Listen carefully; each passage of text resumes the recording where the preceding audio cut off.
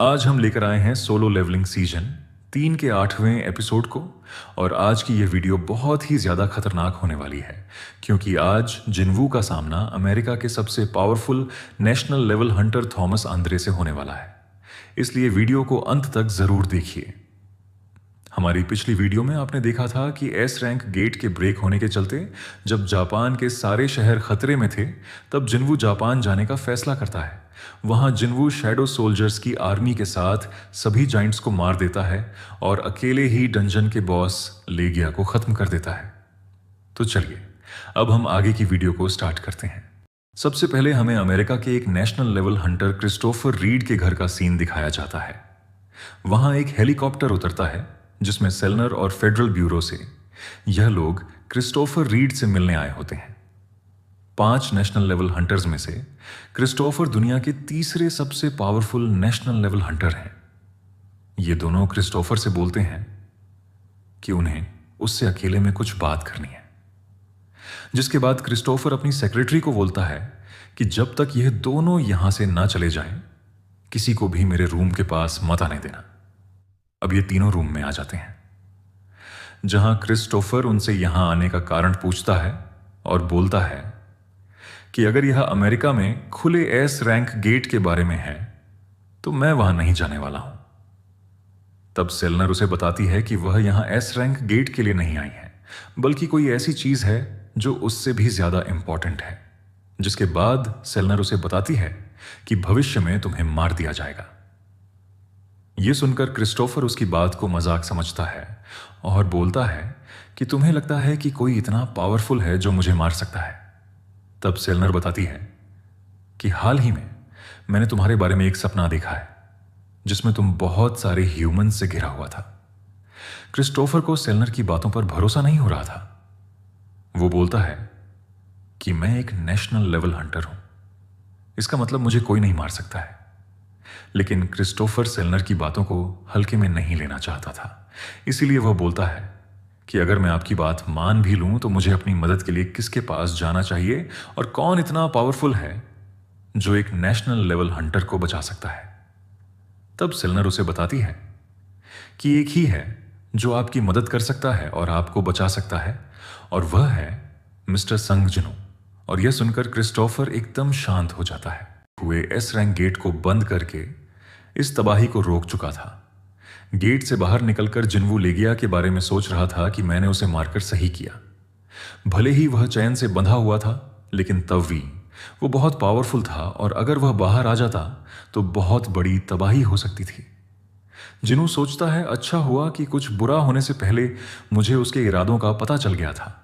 Jinu rulers और monarchs के बारे में सोचते हुए बोलता है कि मुझे और भी पावरफुल बनना होगा। अब जापान में जाइंट्स के मरने की खबर पूरी दुनिया में फैल चुकी थी। सिर्फ कोरिया ही नहीं बल्कि पूरी दुनिया के लोग अब एक नए नेशनल लेवल हंटर की बातें कर रहे थे। इसके अलावा जो एक जाइंट चीन की तरफ भागा था, उसे चीन के नेशनल लेवल हंटर लियू जिगांग द्वारा खत्म कर दिया गया है। वहीं जापानी हंटर एसोसिएशन के चेयरमैन ने खुद को सरेंडर कर दिया है। लेकिन उसने यह क्यों किया, यह अब तक किसी को नहीं पता है। वहीं अमेरिका के मैरीलैंड में जो एस रैंक गेट खुला था, उसे स्कैवेंजर गिल्ड के हंटर्स द्वारा खत्म कर दिया गया है, जिसकी खुशी में मैरीलैंड में पार्टी रखी गई है। वहां स्कैवेंजर गिल्ड का मास्टर थॉमस आंद्रे भी था। तभी थॉमस के पास एक हंटर आकर बताती है कि इस बार जो गिल्ड्स इंटरनेशनल गिल्ड मीटिंग में आएंगी, उनकी लिस्ट अभी अभी निकली है और इस लिस्ट में साउथ कोरिया की एजेंट गिल्ड भी शामिल है, जिसका मास्टर संग जिनू है। आंद्रे समझ जाता है कि जिनू अमेरिका आने वाला है। इसके बाद हमें जापान का सीन दिखाया जाता है जहां पर एस रैंक गेट खुला था। जिनू ने जिन जाइंट्स को शैडो बनाया था वे सब उसके सामने खड़े थे। वहां खड़े सोल्जर्स अपनी आंखों पर विश्वास नहीं कर रहे थे। वहीं जिनू सोचता है कि यह बुरा हुआ कि एक जाइंट भाग गया, लेकिन फिर भी इनकी मदद से मेरा काफी लेवल अप हुआ है। सभी लोगों को इस तरह देखकर जिनू सोचता है कि इनकी पावर्स को पहली बार देखकर सब ऐसे ही शॉक होते हैं, और तभी वहां जिनू के लिए कॉल आती है। जिनू कॉल उठाते ही पूरी तरह हैरान हो जाता है। जिनू तुरंत बताता है कि मुझे कोरिया वापस जाना होगा। जिनू को पूरी बातों का नहीं पता था, लेकिन वह इतना समझ जाता है कि उसकी फैमिली में जरूर कोई प्रॉब्लम आई होगी। वहां खड़े सोल्जर्स जिनको हेलीकॉप्टर में एयरपोर्ट तक ले जाया जाता है। जिनू सोच रहा था कि मैंने अपनी मां की आवाज इस हाल में पहले कभी नहीं सुनी। पता नहीं क्या हुआ होगा। जिनू अब कोरिया एयरपोर्ट पर पहुंचता है, जहां उसके फादर का सेक्रेटरी उसे अपने साथ हॉस्पिटल ले जाता है और बताता है कि आपके फादर अनंत नींद में सो गए हैं। आपको याद होगा पिछले एपिसोड में चेयरमैन यू जिनू के पास आया था और जिनू से उसने इंटरनल स्लमर का इलाज मांगा था, क्योंकि इस बीमारी से आज तक केवल जिनू की मां ही ठीक हुई थी।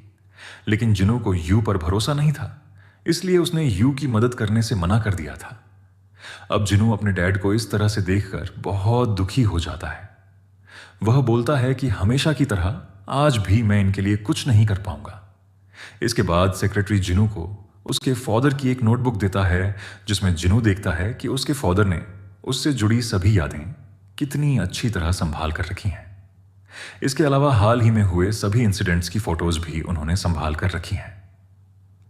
सेक्रेटरी उसे बताता है कि उसके डैड उससे बहुत प्यार करते थे, जिसे सुनकर जिनू रोने लगता है। इसके बाद सेक्रेटरी जिनू को लेकर हॉस्पिटल से घर जाने लगता है। तभी जिनू को पीछे से उसके डैड वाले कमरे के गेट खुलने की आवाज आती है।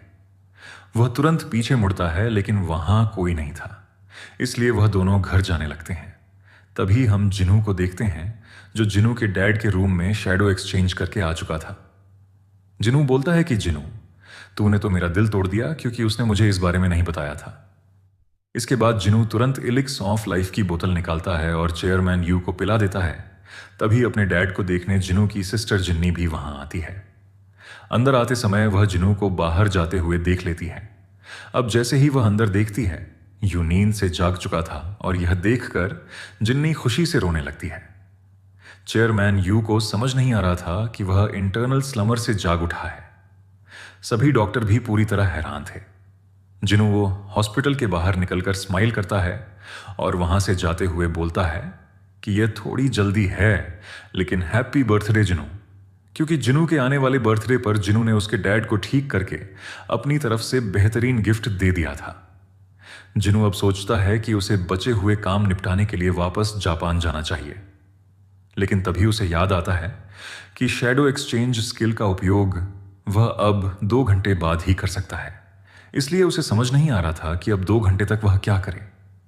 1 सेकंड के लिए उसे लगता है कि उसे सेलनर से बात करनी चाहिए, लेकिन फिर वह सोचता है कि उसे कोई ऐसा डंजॉन ढूंढना चाहिए जिसे अभी तक किसी गिल्ड द्वारा क्लेम न किया गया हो।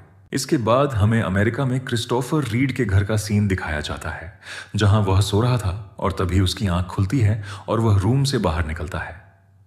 वह अपने घर में देखता है कि आज यह जगह बहुत शांत है, इसलिए वह वाइन का ग्लास उठाकर फेंक देता है। वाइन का ग्लास टूटता है, लेकिन फिर भी कोई आवाज नहीं आती। उसे समझ नहीं आ रहा था कि क्या चल रहा है। तभी वह वहां किसी को देखता है। उसे तुरंत सेलनर और उस हंटर की बात याद आती है कि उसने कहा था कि अगर आपको कोई मदद चाहिए तो कोरियन हंटर एसोसिएशन के चेयरमैन गोगन ही के टच में रहना। लेकिन शायद अब देर हो चुकी है। तभी उसके सामने एक शैडो मोनार्क आता है जिसका नाम तरनक था। इसके अलावा क्रिस्टोफर के पीछे से 2 और शैडो मोनार्क राकन और क्वेरेशा भी आ चुके थे। ये कौन और क्या है, इस बात का पता क्रिस्टोफर को नहीं था, लेकिन वह इतना जानता था कि ये लोग उसे मारने आए हैं। तरनक बोलता है कि इंसानों पर आसानी से अटैक करने की कोशिश करने से तुम्हें कुछ हासिल नहीं होगा। वह क्रिस्टोफर को फ्रेगमेंट ऑफ ब्रिलियंट लाइट कहता है, क्योंकि क्रिस्टोफर भी रूलर्स के वेसल में से एक है और इसलिए मोनार्क्स मानव दुनिया में रूलर्स को खोज कर खत्म कर रहे हैं। क्रिस्टोफर देखता है कि वह बीस्ट की भाषा बोल रहा है। वह पूछता है कि तुम क्या बकवास कर रहे हो। तरनक बोलता है कि मैं तुमसे बात नहीं कर रहा हूं, यह उस समय के लिए था जो तुमसे जुड़ा हुआ है। क्रिस्टोफर को कुछ समझ नहीं आ रहा था, इसलिए वह बोलता है कि क्या मैं तुम्हें मजाक लग रहा हूं। जिसके बाद क्रिस्टोफर स्पिरिचुअल बॉडी में कन्वर्ट होने लगता है और बोलता है कि आज तुम में से कम एक मेरे हाथों मरने वाला है।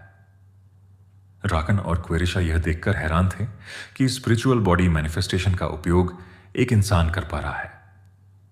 क्रिस्टोफर की बॉडी ट्रांसफॉर्म हो चुकी थी वह अटैक करते हुए बोलता है कि अब मरो मेरे हाथों, और उसके इस अटैक से पूरी बिल्डिंग ब्लास्ट से डिस्ट्रॉय हो जाती है। हालांकि तीनों मोनार्क्स मिलकर क्रिस्टोफर को खत्म कर देते हैं। दूसरी तरफ हम देखते हैं कि जिनू अपना काम खत्म करके जापान से वापस जाने वाला है। वहां 1 लाख से भी ज्यादा लोग जिनू का सम्मान करने और उसे देखने के लिए खड़े थे। जिनू सोचता है कि आज जापान में उसका आखिरी दिन है। तभी बेरू जिनू से बोलता है कि किंग, आपकी प्रजा यहां आपका सम्मान करने के लिए आई है, इसलिए आपको हाथ उठाकर उन्हें एक्सेप्ट करना चाहिए। उसकी बात पर जिनू अजीब सा चेहरा बना लेता है। इसके बाद जिनू एयरपोर्ट पर पहुंचता है। एयरप्लेन में जिनू के बगल में एडमम वाइट बैठा हुआ था। यह अमेरिका के फेडरल ब्यूरो ऑफ हंटर्स का वही बंदा है जिसने जिनू को पहली बार सेलनर से मिलवाने ले गया था, ताकि जिनू एक हंटर के रूप में अमेरिका के साथ आ जाए। एडमम खुश था कि वह जिनू से फिर से मिल पाया और जिनू को उसका नाम अभी तक याद है। लेकिन जिनू को उसका नाम बेरू याद दिलाता है। बेरू बोलता है कि इस बार आपको उसका नाम सही से लेना है। आपको एक किंग के रूप में अपनी डेंसिटी बनाए रखनी चाहिए। इसके बाद जिनू एडमम से यहां मिलने का कारण पूछता है। तब एडमम जिनू को क्रिस्टोफर के घर की वीडियो दिखाता है जहां के आसपास भयंकर आग लगी हुई थी। वह बताता है कि हम वहां की आग बुझाने के लिए सब कुछ कर चुके थे, लेकिन हम उसे कंट्रोल नहीं कर पा रहे थे क्योंकि वह कोई नॉर्मल आग नहीं थी। वहां खतरनाक बैटल हुई होगी। इसके बाद वह बताता है कि आग लगाने वाला इंसान कोई और नहीं बल्कि एक नेशनल लेवल हंटर क्रिस्टोफर था।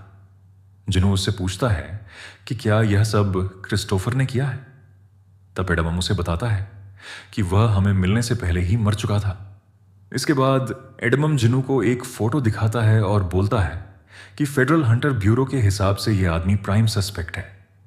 अपने डैड के बारे में इतना सुनते ही जिनू कमांडर्स अथॉरिटी का उपयोग करता है और एडमम का गला दबा लेता है। जिनू बोलता है कि तुम यहां से जिंदा नहीं जाओगे। वहां कुछ और हंटर्स आते हैं, लेकिन एडमम उन्हें दूर रहने को कहता है।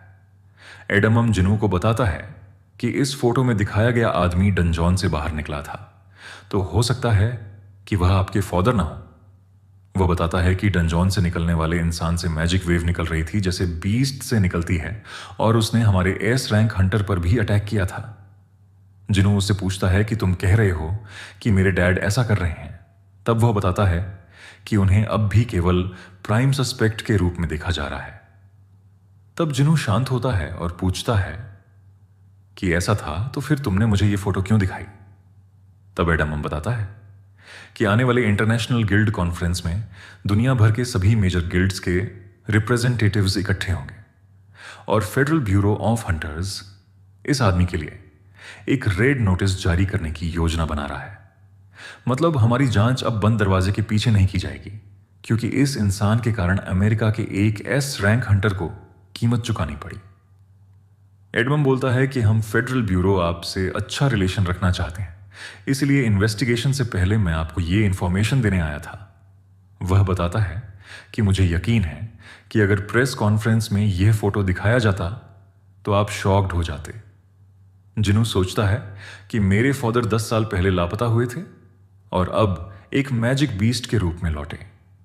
वहीं जिनू की पावर्स को देखकर एडमम को समझ आ चुका था कि जिनू नेशनल लेवल हंटर जितनी पावर रखता है। इंटरनेशनल गिल्ड कॉन्फ्रेंस एक इंपॉर्टेंट इवेंट है जहां सभी देशों के रिप्रेजेंटेटिव गिल्ड्स को हंटर इंडस्ट्री के करंट ट्रेंड्स और फ्यूचर प्रोस्पेक्ट डिस्कस करने के लिए इनवाइट किया जाता है। कुछ दिनों पहले ही फेडरल ब्यूरो ऑफ हंटर्स ने इनवाइट किए हुए गिल्ड की लिस्ट को रिलीज किया था और एजेंट गिल्ड को इस साल साउथ कोरिया को रिप्रेजेंट करने के लिए चुना गया था। एजेंट गिल्ड की पार्टिसिपेशन देश विदेश में हेडलाइन बन चुकी है। जिनू की पावर्स को देखकर फेडरल ब्यूरो ने यह निर्णय लिया था।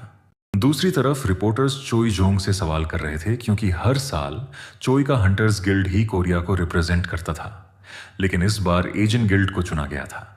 जहां चोई बताता है कि एजेंट गिल्ड को चुनना एक अच्छा ऑप्शन है। भले ही वह अकेला उस गिल्ड का टॉप हंटर हो, लेकिन वह अकेले ही बड़ी से बड़ी गिल्ड को टक्कर दे सकता है। इसके अलावा वह बताता है कि मैं और हंटर्स गिल्ड के सभी मेंबर्स जिनू की वजह से ही जिंदा हैं, इसलिए चोई जिनू के गिल्ड के चुने जाने से खुश था। इसके बाद हमें कोरियन हंटर एसोसिएशन का सीन दिखाया जाता है, जहां एमआर गो को बताया जाता है कि चीन से किसी ने जिनू के बारे में जानकारी मांगी है और यह रिक्वेस्ट चीनी सरकार की तरफ से नहीं बल्कि किसी इंडिविजुअल की तरफ से आई है। मिस्टर गो को बताया जाता है कि चीन के 7 स्टार हंटर लियू जिगांग जिनू पे इंटरेस्टेड है। दरअसल चाइना हंटर्स की रैंकिंग इंटरनेशनल स्टैंडर्ड नहीं फॉलो करती, बल्कि वो अपना खुद का रैंकिंग सिस्टम यूज करती है। 5 स्टार हंटर्स को हाई रैंक माना जाता है, लेकिन सिर्फ एक हंटर लियू जिगांग को 7 स्टार रैंक दी गई है और वो जिनू में इंटरेस्टेड है। गो सोचता है कि एक पावरफुल ही दूसरे पावरफुल को पहचानता है। वह बोलता है कि मैं उसकी रिक्वेस्ट को डिनाई करता हूं और उसे सिर्फ सरफेस लेवल की ही जानकारी भेजो। इसके बाद हमें अमेरिका के स्कैवेंजर गिल्ड का सीन दिखाया जाता है, जहां थॉमस को बताया जाता है कि कल संग जिनू इंटरनेशनल गिल्ड कॉन्फ्रेंस के लिए यहां आ जाएगा। थॉमस जानता है कि डोंगसू की जिनू के साथ दुश्मनी है, क्योंकि जिनू ने उसके भाई को मारा था। इसलिए थॉमस डोंगसू को बुलाता है और उससे बोलता है कि कल जिनू के साथ कुछ नहीं होना चाहिए। इससे पहले कि डोंगसू कुछ बोल पाता, आंद्रे गुस्से में उसे आदेश देता है कि कल जिनू के साथ कुछ भी नहीं होना चाहिए और उससे बोलता है कि कॉन्फ्रेंस या किसी चीज के दौरान गिल्ड्स विला वेकेशन मत जाना। थॉमस के सामने तो वह उसकी बात मानकर वहां से जाने लगता है। थॉमस जानता था कि वह उसे आसानी से जाने नहीं देगा, इसलिए वह अपनी साथ की हंटर से बोलता है कि डोंगसू पर तब तक कड़ी नजर रखो जब तक जिनू स्टेट नहीं छोड़ देता। वहीं जाते हुए डोंगसू सोच रहा था कि मुझे केवल उसके आने का इंतजार करना है, फिर मैं उसे मारूंगा कम और तड़पाऊंगा ज्यादा। अगले ही दिन अपने अपने देश को रिप्रेजेंट करने के लिए सभी देश की गिल्ड अमेरिका पहुंचती है। वहां जर्मनी का एक हंटर लेन अपने साथी से पूछता है कि यहां इतने रिपोर्टर्स क्यों हैं। वह बताता है कि कोरिया का हंटर जिसके बारे में सब बात कर रहे हैं वही यहां आ रहा है। तभी वह दोनों जिनू को वहां देखते हैं। लेन चाहता था कि वह वहां जाकर जिनू को अपना इंट्रोडक्शन दे, क्योंकि वह एक पावरफुल हंटर से पहचान रखना चाहता था, लेकिन लेन आगे बढ़ते ही रुक जाता है। उसका साथी पूछता है कि क्या आपने अपना मन बदल लिया। लेन बोलता है, क्या तुम्हें वो दिखाई नहीं दे रहा। उसके साथी को कुछ समझ नहीं आ रहा था। लेन के पसीने छूट रहे थे। वह बताता है कि वो कोई दूसरे डायमेंशन से शैडोज समन नहीं करता, बल्कि वो उन्हें अपने साथ लेकर घूम रहा है। लेन को जिनू के शैडोज दिख रहे थे। लेन बोलता है कि इतनी बड़ी आर्मी के साथ वो पूरे यूनाइटेड स्टेट्स के खिलाफ वॉर शुरू कर सकता है। उधर जिनू पूछता है कि आप यहां किसी को जानते हैं। तब जिनू बोलता है कि नहीं, लेकिन कोई अंग्रेज है जो मुझे घूर रहा है। जिनू और जिनू के साथ यहां जिनचुल भी आया हुआ था। जिनू उससे पूछता है कि आप यहां पर क्यों हैं। तब जिनुल बताता है कि मैं यहां जिनू का बॉडीगार्ड हूं। उसकी इस बात पर जिनू जिनुअल से मजाक करने लगता है। तभी जिनू के पास फेडरल ब्यूरो ऑफ हंटर्स की तरफ से एडमम अपने कुछ साथियों के साथ आता है। जिनू और जिनुल को एडमम के साथ के हंटर्स होटल दिखाने के लिए ले जाते हैं, जबकि जिनू को एडमम अपने साथ ले जाने लगता है। एडमम जिनू को बताता है कि वो उसे कुछ टॉप सीक्रेट बताने जा रहा है। वह जिनू को कार में फेडरल ब्यूरो ऑफ हेडक्वार्टर्स ले जाने लगता है। रास्ते में वह जिनू को बताता है कि अभी के समय हम इमरजेंसी सिचुएशन में हैं, क्योंकि अमेरिका की मिलिट्री का एक बड़ा हिस्सा क्रिस्टोफर पर डिपेंड था, लेकिन अब उसकी डेथ हो चुकी है और अभी के समय में हमें रीइंफोर्समेंट्स की जरूरत है। फिलहाल अभी सब कुछ शांत है, क्योंकि क्रिस्टोफर की मौत की खबर फैल नहीं हुई है, लेकिन जल्द ही हमें एक ऐसे हंटर को भर्ती करना होगा जो क्रिस्टोफर की जगह पूरी कर सके, और इन्हीं हंटर्स के एक कैंडिडेट के रूप में संग जिनू भी था। इसके बाद एडम जिनू को सीक्रेट फॉइल दिखाता है और बताता है कि रून स्टोन की वैल्यू उस बीस्ट की पावर के बराबर है जिससे यह स्टोन हासिल किया गया था। वह जिनू को कामिश ड्रैगन के बारे में बताता है, जो मानव इतिहास का सबसे भयानक इंसिडेंट था। वह जिनू को बताता है कि फिलहाल हम कामिश ड्रैगन से निकले हुए रून स्टोन के सही मालिक को खोज रहे हैं, और वह जिनू को अपने साथ लाने के लिए रून स्टोन का ऑफर देता है। लेकिन जिनू की नजर कामिश ड्रैगन की बॉडी पर पड़ती है। वह हैरान होकर पूछता है कि क्या अमेरिका ने उसकी बॉडी को अब तक संभाल कर रखा है। जिनू उनसे पूछता है कि उसकी बॉडी कहां है, और वह तुरंत एडम से वहां चलने के लिए बोलता है। एडम बताता है कि उसे नहीं पता है कि उसकी बॉडी कहां है, लेकिन जब वह सुनेंगे कि आप रिक्वेस्ट कर रहे हैं तो वह मना नहीं करेंगे। वह जिनू को हेडक्वार्टर के बाहर वेट करने को बोलता है और परमिशन लेने के लिए अंदर चला जाता है। अंदर जाकर एडम वहां के चीफ से बात करता है कि जिनू कामिश ड्रैगन की डेड बॉडी को देखना चाहता है। पहले तो उन्हें कुछ समझ नहीं आ रहा था कि वह रून स्टोन को छोड़कर उसकी बॉडी में क्यों इंटरेस्टेड है, लेकिन तभी वहां के चीफ को ख्याल आता है कि शायद जिनू कामिश ड्रैगन को अपना शैडो सोल्जर बनाना चाहता है, जिसे सालों पहले किसी और ने हराया था। और यह सुनकर एडम भी अपना सिर पकड़ लेता है और बोलता है कि वह सच में उसे अपनी आर्मी का पार्ट बनाना चाहता है। तब वहां का चीफ बोलता है कि अगर यह सच है तो हमें किसी भी हाल में उसे रोकना होगा, क्योंकि इतनी बड़ी पावर को हम किसी एक के हाथ में नहीं लगने देंगे। तब एडम बोलता है कि अगर हमने उसकी रिक्वेस्ट को ठुकरा दिया तो उसके साथ अच्छा रिलेशन बनाए रखना मुश्किल हो जाएगा। तब चीफ उसकी बात समझ जाता है और खुद उसे अपने साथ ले जाने के लिए मान जाता है, क्योंकि वह देखना चाहता था कि जिनू क्या कर सकता है। इसके बाद वे दोनों जिनू को अपने साथ ले जाने लगते हैं। जिनू हवा में पावरफुल माना सेंस कर पा रहा था। जिनू सोचता है कि जब उसका माना 8 सालों बाद भी बचा हुआ है तो जब मैं उसे अपना सोल्जर बनाऊंगा तो वह कितना पावरफुल होगा। जिनू अब कामिश ड्रैगन के पास तक पहुंच चुका था। चीफ उसे बताता है कि इसने 100 से भी ज्यादा एलाइट हंटर्स को खत्म किया था और जब वो 5 नेशनल लेवल हंटर्स से हार गया था तब से उसकी बॉडी यहीं पर है। यहां तक कि इस बिल्डिंग में यूज होने वाली इलेक्ट्रिसिटी कामिश के एसेंस स्टोन से ही चलती है। वह जिनू से पूछता है कि क्या वह अब खुश है। जिनू उन्हें पीछे हटने के लिए बोलता है और कामिश की बॉडी के पास चलता है। इसके बाद वह ड्रैगन की बॉडी को छूते हुए अराइज बोलता है, लेकिन शैडो एक्सट्रैक्शन फेल हो जाता है। जिनू खुद को शांत करता है और एक बार फिर अराइज बोलता है और इस बार शैडो एक्सट्रैक्शन सक्सेस हो जाता है और कामिश शैडो में बदल जाता है। शैडो बनते ही कामिश बोलता है कि क्या तुम ही हो जिसने मुझे समन किया है, मोनार्क ऑफ शैडोज। और यह देखकर वहां खड़े सभी लोगों के पसीने छूटने लगते हैं। कामिश उन लोगों को देखते ही बोलता है कि मुझे इंसानों को मारना होगा, मैं तुम सबको मार डालूंगा।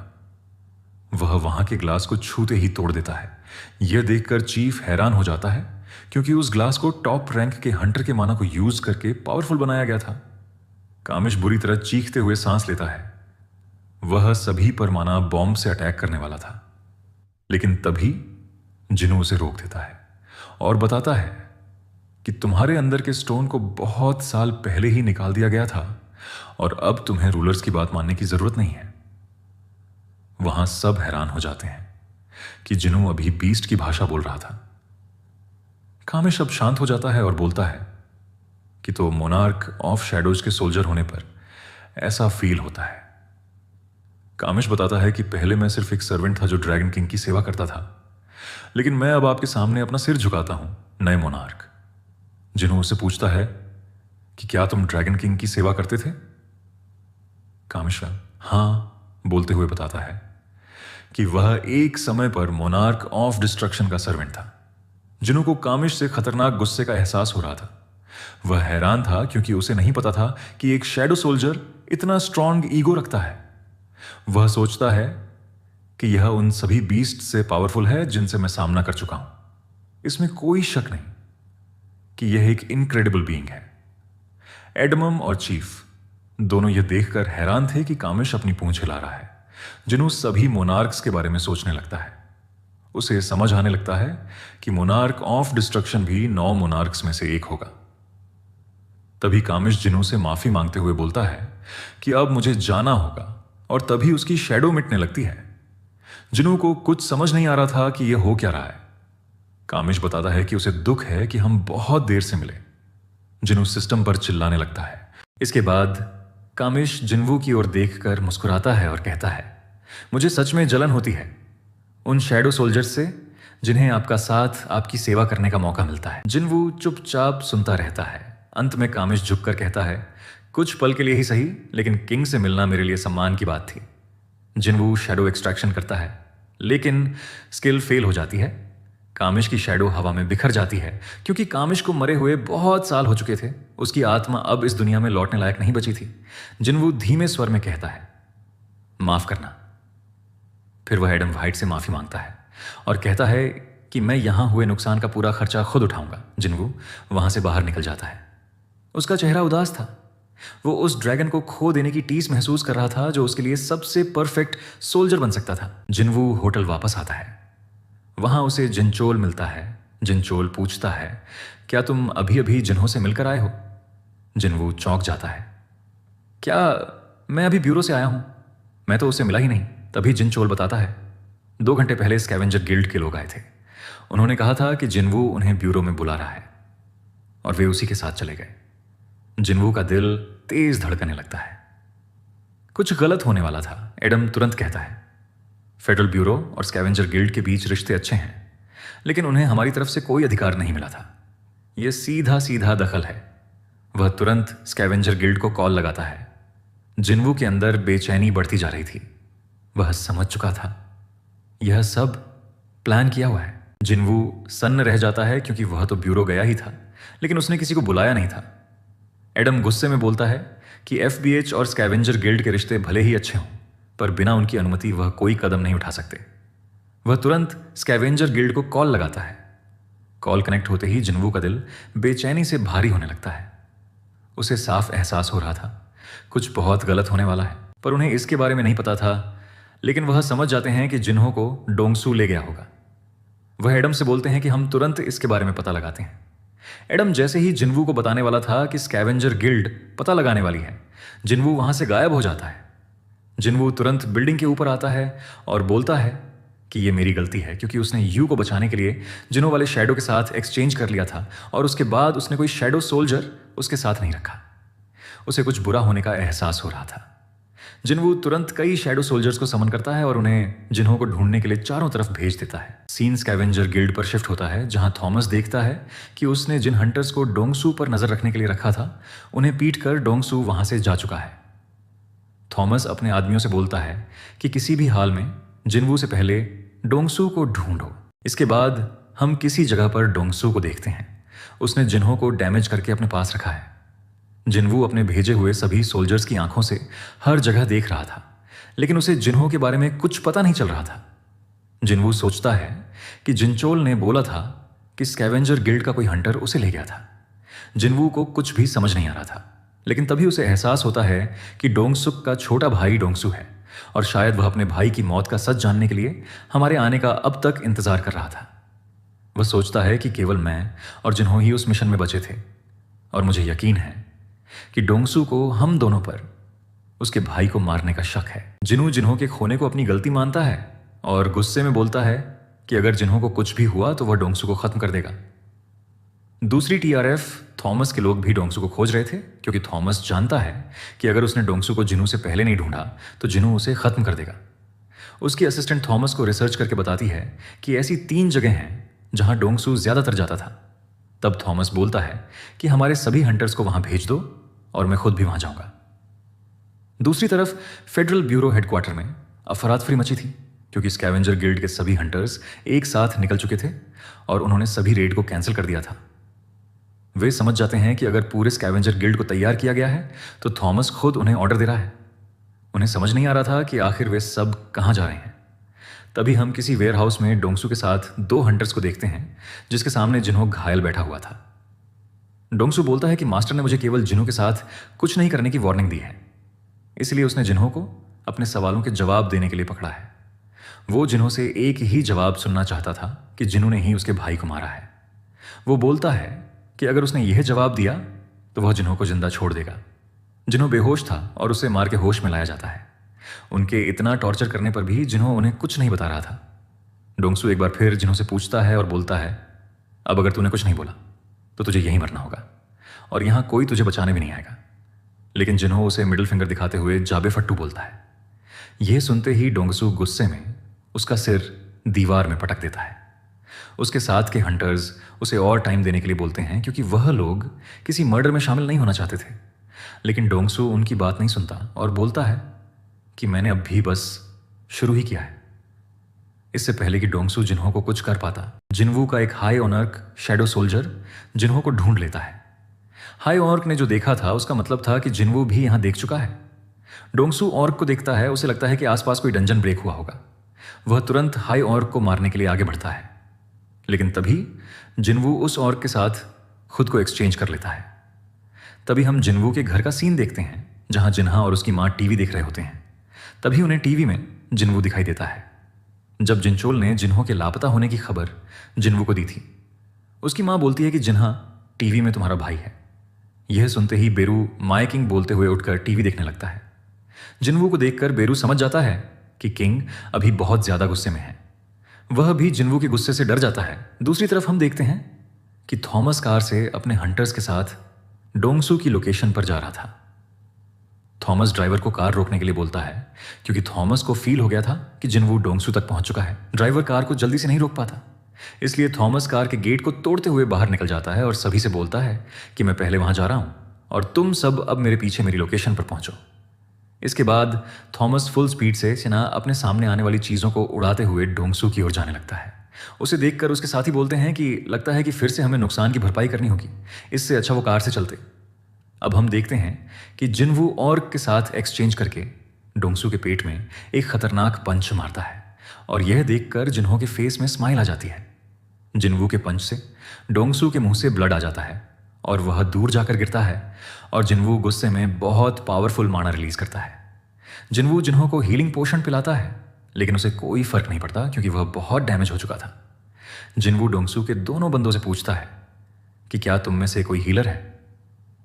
वह गुस्से में उन्हें हील करने को बोलता है। यह बंदा बोलता है कि हम कोरियन नहीं बोलते। तभी डोंगसू उठकर वहां आते हुए बताता है कि वह तुम लोगों से हील करने के लिए बोल रहा है। जिनवू उस बंदे से फिर से बोलता है कि आखिरी बार बोल रहा हूं, तुरंत हील कर उसे। तब यह बंदा डोंगसू के सामने हंसते हुए बोलता है कि तुम्हें पहले मेरे बॉस को मनाना होगा। लेकिन तभी जिनवू उसका फेस पकड़कर बुरी तरह से दीवार में पटक देता है। जिनवू अब इस बंदे से भी पूछता है कि क्या तू भी एक हीलर है। उसकी फट जाती है और वह डोंगसू से बोलता है कि तुमने नहीं बताया था कि जिनवू भी इसमें शामिल है। जिनवू फिर से बोलता है, मैंने पूछा है कि क्या तू हीलिंग मैजिक यूज कर सकता है। वह जैसे ही नहीं बोलता है, जिनवू उसे भी उठाकर जमीन में पटक देता है। डोंगसू जिनवू से बोलता है कि मैं जानता हूं तू वही है जिसने मेरे भाई को मारा था। जिनवू उसकी तरफ बढ़ता है। तभी जिनवू को संभल कर रहने के लिए बोलता है क्योंकि वो डोंगसुक का छोटा भाई था। जिनवू उसे चुप रहने के लिए बोलता है। डोंगसू बोलता है, जवाब दे जिनवू, क्या तूने मेरे भाई को मारा था। जिनवू गुस्से में बोलता है कि जा खुद जाकर पूछ उससे। डोंगसू गुस्से में आकर तुरंत जिनवू पर अटैक करता है, लेकिन जिनवू उसके अटैक से बचते हुए उसे इतना खतरनाक पंच मारता है कि वह दूर उड़ते हुए एक बड़ी सी पाइप में जाकर गिरता है। इससे पहले कि डोंगसू वहां से उठ पाता, जिनवू स्पीड से उसके बगल में आ चुका था। जिनवू एक बार फिर उस पर बहुत बुरी तरह से अटैक कर देता है, यहां तक कि अब उसका खेल लगभग खत्म होने वाला था। लेकिन तभी वहां थॉमस आ जाता है और जिनवू को रुकने के लिए बोलता है। थॉमस जिनवू को बताता है कि मैंने उससे बोला था कि वह तुमसे ना उलझे। वह पूछता है कि क्या डोंगसू अभी भी जिंदा है। जिनवू बताता है कि अभी के लिए तो जिंदा है। थॉमस जिनवू से बोलता है कि हम बात कर सकते हैं, उसे छोड़ दो, और अगर तुम ऐसा करते हो तो मैं दिखावा करूंगा कि ऐसा कभी हुआ ही नहीं था। लेकिन जिनवू गुस्से में बोलता है, और अगर मैं मना कर दूं तो। थॉमस बताता है कि तो फिर मेरी रिक्वेस्ट नहीं बल्कि ऑर्डर होगा। तब जिनवू बोलता है, मुझे कोई फर्क नहीं पड़ता, और डोंगसू को उठाकर फेंक देता है। डोंगसू का खेल अब खत्म होने वाला था, लेकिन वह यही चाहता था कि थॉमस उसके लिए जिनवू को खत्म कर दे। जिनवू अब थॉमस के पास आता है। थॉमस बोलता है कि क्या तुझे नहीं पता कि मैं कौन हूं। जिनवू उसे बताता है कि मुझे फर्क नहीं पड़ता कि तू कौन है। थॉमस सोच रहा था कि यह मुझे अच्छे से जानता है, लेकिन फिर भी मुझसे लड़ने के लिए बोल रहा है।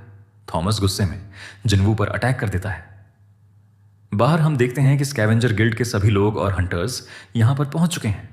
तभी वहां की दीवार टूटती है क्योंकि जिनवू के पंच से आंद्रे भी दीवार तोड़ते हुए बाहर आ चुका था। थॉमस के हंटर्स उसकी तरफ आगे बढ़ते हैं, लेकिन वह उन्हें दूर रहने को बोलता है। वह वहां खड़े सभी हंटर्स से बोलता है कि तुम सब किसका वेट कर रहे हो, आगे बढ़ो। इधर जिनवू इग्रिस और कासेल को समन करता है और बोलता है कि जिन्हों को हॉस्पिटल लेकर जाओ, और चाहे कुछ भी हो जाए, इसका इलाज हो जाना चाहिए। इग्रिस तुरंत जिन्हों को लेकर कासेल के साथ चला जाता है। थॉमस अब अपने सभी हंटर्स के साथ खड़ा हो जाता है और इधर जिनवू भी अपने सोल्जर्स की आर्मी खड़ी कर लेता है। जिनवू के मुक्के से सबके सामने थॉमस की बेइज्जती हो चुकी थी, इसीलिए उसे अब डोंगसू की कोई परवाह नहीं थी। वो किसी भी हाल में जिनवू को मारकर अपनी इज्जत वापस पाना चाहता था। लेकिन थॉमस एक बार फिर से बोलता है कि अभी भी देर नहीं हुई है। अगर तुम अपनी गलतियों को मान लेते हो तो मैं तुम्हें जिंदा छोड़ दूंगा। लेकिन जिनवू कहाँ मानने वाला था, वह उसे मिडिल फिंगर दिखा देता है, जिसके बाद थॉमस बहुत ज़्यादा गुस्से में आ जाता है। उसके पावरफुल माना से उसके कपड़े तक जलने लगते हैं। जिनवू अपने सोल्जर्स को अटैक करने का ऑर्डर दे देता है। थॉमस भी हंटर्स को तैयार रहने के लिए बोलता है। सोल्जर्स अब हंटर्स पर अटैक करने के लिए रंबलिंग करते हैं। हंटर्स शील्ड लगाते हैं, लेकिन जिनवू के सोल्जर्स उड़ते हुए ऊपर से ही अटैक कर देते हैं। थॉमस खुद कई सोल्जर्स को मारते हुए हाई ऑर्क्स को भी खत्म कर देता है और बोलता है कि मेरे आगे इनके टिकने का कोई चांस नहीं है। इधर जिनवू भी कई हंटर्स को खत्म कर देता है, जिसे देखकर थॉमस जिनवू की तरफ बढ़ता है, लेकिन बीच में सोल्जर्स आ जाते हैं। थॉमस सोल्जर्स को हटाते हुए जिनवू की तरफ बढ़ता है, लेकिन जिनवू गायब हो जाता है। जिनवू तुरंत पीछे से उस पर डैगर से अटैक करता है, लेकिन उस पर कोई फर्क नहीं पड़ता। वो जिनवू को मारकर उड़ा देता है और बोलता है कि क्या एक नेशनल लेवल हंटर तेरे लिए मजाक है। इसके बाद थॉमस टेलीकिनेसिस का यूज करते हुए उसे दूर से ही पकड़कर अपनी ओर खींचने लगता है और बोलता है, तेरे और मेरे बीच की पावर का डिफरेंस देख और मर जा। लेकिन तभी जिनवू भी रूलर्स अथॉरिटी का यूज करता है और उसे नीचे की तरफ दबाने लगता है। थॉमस पूरी तरह से हैरान था कि जिनवू उसे जमीन में गाड़ देना चाहता है। यहां तक कि वह जिनवू को अपनी ओर खींच रहा था, तब भी जिनवू उस पर अटैक कर रहा था। जिनवू उसके पास आता है और उसके गले में इतना पावरफुल पंच मारता है कि उसके मुंह से ब्लड आ जाता है और वह उड़कर पीछे गिरता है। थॉमस हैरान था कि उसका खून बह रहा है। इसके बाद जिनवू तुरंत उसके पास आता है और वो भी बोलता है कि हम दोनों की पावर के बीच अब तू डिफरेंस देख और मर जा। जिनवू फुल स्पीड के साथ उस पर पंचेस की बौछार कर देता है। इसके बाद थॉमस बोलता है कि अब मैं तुझे कम नहीं समझूंगा। वो रीइंफोर्समेंट का यूज करता है और रूलर्स बॉडी में ट्रांसफॉर्म होने लगता है। दूसरी तरफ एडम भी फाइट वाली जगह पर आ रहा था। वो जानता था कि अगर चीजें ऐसी ही चलती रहीं तो सबकी जिंदगी खतरे में पड़ सकती है। यहां जिनवू सोचता है कि अब 4 इंसानों के पास रूलर्स की पावर्स हैं। वह सब कामिश रेड के दौरान 5 बचे हुए लोग थे। इसका मतलब यह भी उन 4 बचे हुए नेशनल लेवल हंटर्स में से एक हो सकता है। थॉमस अब पूरी तरह से ट्रांसफॉर्म हो चुका था। जिनवू स्पीड से उसकी ओर आगे बढ़ता है, लेकिन थॉमस बुरी तरह उस पर अटैक करता है, जिससे वहां की पूरी जमीन डिस्ट्रॉय हो जाती है। लेकिन जिनवू जंप करके ऊपर आ जाता है। इसके बाद थॉमस रूलर्स हैंड का यूज करता है और ब्लैक होल टाइप की पावर से सभी को अपनी ओर खींचने लगता है। हंटर्स थॉमस से दूर भागने लगते हैं, जबकि शैडो सोल्जर्स उस ब्लैक होल में खींचे चले जाते हैं। वहीं जिनवू कमांडर्स अथॉरिटी का यूज करके खुद को बचा लेता है। थॉमस जिनवू को खींचने के लिए पूरा जोर लगा देता है, लेकिन जिनवू और भी ऊपर पहुंच जाता है। थॉमस के आसपास की पूरी जगह खाली हो चुकी थी। वो जिनवू से बोलता है, इस बार तुम्हें नहीं छोड़ूंगा। हंटर्स सभी घायल हुए लोगों को वहां से निकाल रहे थे और थॉमस से दूर रहने की कोशिश कर रहे थे। थॉमस अब जंप करके ऊपर जिनवू की तरफ बढ़ता है। इससे पहले कि वो जिनवू तक पहुंच पाता, जिनवू अपने पैरों से उसके सिर में अटैक करते हुए उसे नीचे धकेल देता है। थॉमस तुरंत रूलर्स हैंड का यूज करके उसे पकड़ने की कोशिश करता है, लेकिन जिनवू भी कमांडर्स अथॉरिटी का यूज करते हुए उसे पकड़कर अपनी तरफ खींचने लगता है। थॉमस को समझ नहीं आ रहा था कि वह अपनी तरफ खींच रहा है तो क्या मुझे सामने से अटैक करना चाहिए। इसके बाद वह बोलता है कि मैं इसे खुशी खुशी एक्सेप्ट करूंगा।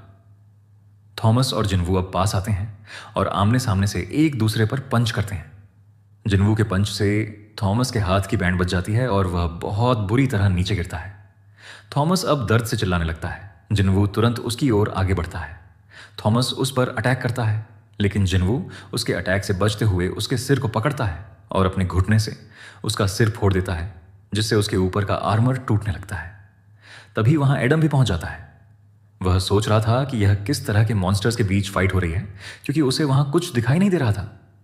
तभी जिनवू थॉमस को कुत्तों की तरह मारते हुए बाहर तक लाता है। वहां खड़े सभी लोग यह देखकर चौंक जाते हैं। एडम बोलता है कि हमें तुरंत उन्हें रोकना होगा, नहीं तो जिनवू थॉमस को जिंदा नहीं छोड़ेगा। जिनवू उसे बहुत बुरी तरह कूट रहा था। थॉमस पिटते हुए सोच रहा था कि कैसे एक मैजिक टाइप हंटर इतना पावरफुल हो सकता है। उसे विश्वास नहीं हो रहा था कि वो ये फाइट हारने वाला है। थॉमस बोलता है कि मैं ऐसा नहीं होने दूंगा और वह ऊपर से जिनवू पर अटैक करता है। वो बोलता है कि मैं थॉमस आंद्रे हूं, ये पावर मेरी पहचान है और मुझे मारने के लिए इतना काफी नहीं होगा। जिसके बाद वो वापस उठने लगता है, लेकिन जिनवू सामने से हट जाता है और पीछे से आकर उसे गिरा देता है और उसे फिर से कूटते हुए बोलता है कि मैंने तुझसे पहले ही बोला था कि मुझे कोई फर्क नहीं पड़ता कि तू कौन है। जिनवू सबके सामने मार मार के उसका आर्मर पूरी तरह तोड़ देता है, एडम जिन्वू को बार बार रुकने के लिए बोल रहा था क्योंकि वह नहीं चाहता था कि अमेरिका से एक और पावरफुल हंटर कम हो जाए। लेकिन जिन्वू उसे कुत्तों की तरह मारता जा रहा था। जिन्वू उसे तब तक मारता रहता है जब तक थॉमस खुद हार नहीं मान लेता। उसके हार मानते ही जिन्वू रुक जाता है। एडम को यकीन नहीं हो रहा था कि इसने थॉमस का यह हाल कर दिया है। वो सोच रहा था कि अगर यह खबर दुनिया तक पहुंची तो पूरी दुनिया शॉक हो जाएगी। एडमम तुरंत हंटर से थॉमस को हील करने के लिए बोलता है।